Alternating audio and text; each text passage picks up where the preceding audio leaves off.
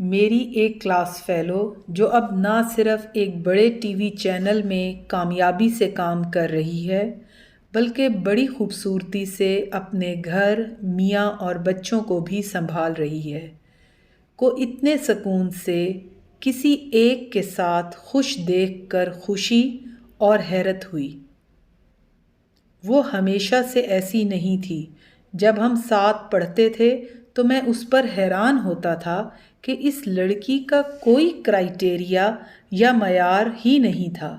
جو لڑکا اس میں ذرا سا انٹرسٹ شو کرتا یہ اس کے ساتھ سنجیدہ ہو جاتی۔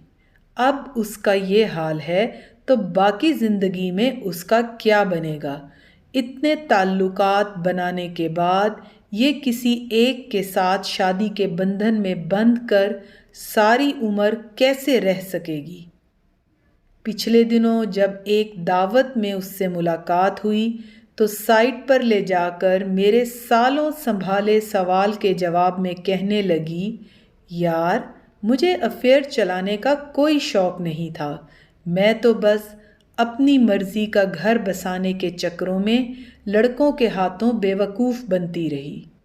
بے انتہا بے وقوف بننے کے بعد یہ بھید کھلا کہ یہ لڑکے شادی کا بہانہ بنا کر صرف چکر ہی چلاتے ہیں، شادی ماں کی مرضی سے ہی کرتے ہیں۔